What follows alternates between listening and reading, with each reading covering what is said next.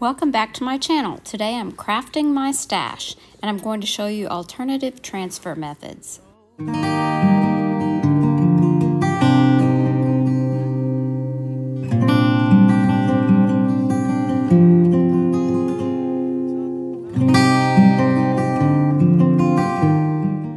First up is a sign for my kitchen, which is inspired by something I saw on Etsy. I'm going to be using this sign that I got on clearance at Hobby Lobby, and I'm going to paint the entire thing black, the frame and the canvas as well. Now for this project, I am using my Silhouette Cameo to cut out the graphics for this piece, but you certainly would not have to do that. You could use stickers or any of the other methods that I'm going to be showing you in this video. As I said, this piece is inspired by something I saw on Etsy. I did make a few changes and I did come up with a design on my own on my Silhouette Cameo. Once I have everything applied, I'm going to remove that transfer tape. The perfect high-end touch to a southern kitchen. Today's video is part of a monthly playlist called First Friday, hosted by Lisa at Our Gray House, Sarah at Jujubee DIY, and co-hosted this month by Christine at DIY Craftaholic. The theme this month is Craft Your Stash, and I have too many wood items, so the majority of what I'm doing today involves some of these items. This project is one of these elongated shelf sitters from Dollar Tree, and I'm simply going to give the entire thing a coat of Waverly chalk paint and ink. I printed the graphic out on my printer, and I'm just going to use some tracing paper made for sewing. This is a white tracing paper, and I'm going to trace it onto the wood piece. This is a great alternative if you don't have a Cricut or don't have stickers. Taking me back when the world was small. This would really be more effective if you used a different font than I did. This is much like a handwriting font, which I probably could have done myself, but I just don't trust my own handwriting.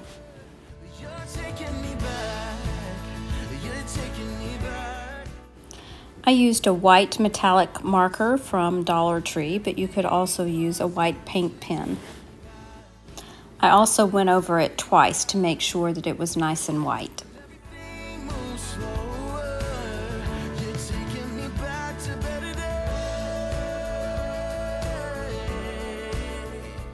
Next, I went around the edges with that white paint pen.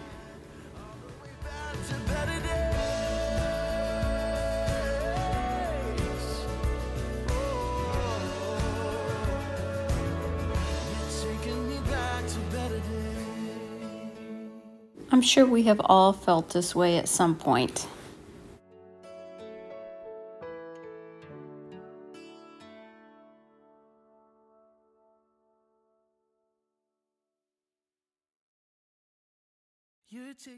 Project number 3 is using a Dollar Tree Easter sign. I did soak off the image on front with just some wet paper towels, and it scraped right off. Now I'm giving it a coat of black Waverly ink chalk paint.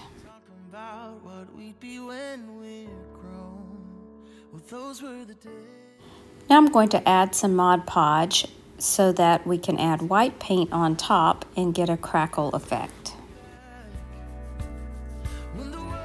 Once the Mod Podge has been applied, I'm going to dry it for just a few seconds, just until it's tacky, and then I'm going to add that Waverly white chalk paint on top, moving in long strokes.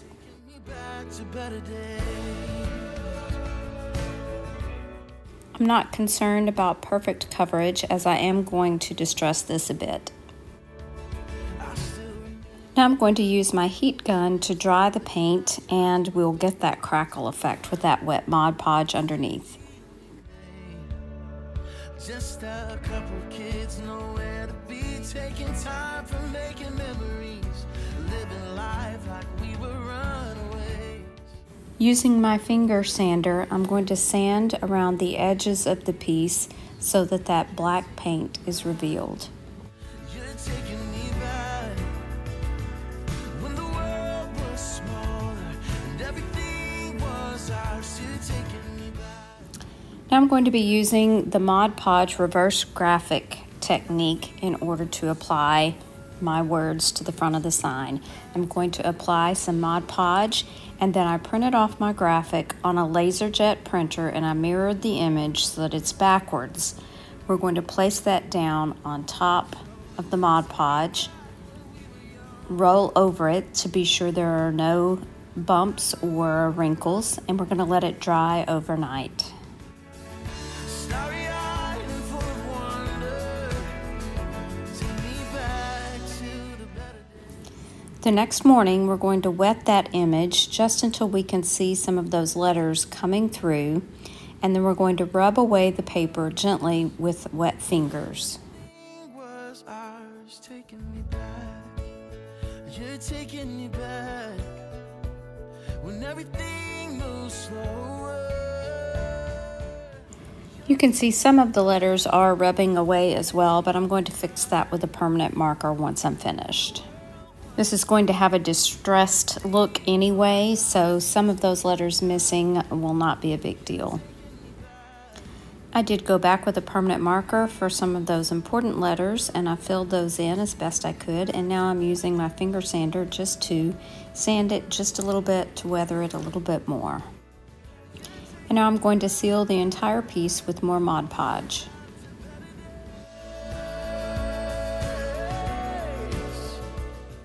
I decided to add a stamp on this sign, so I'm using this one that I found at Tuesday Morning.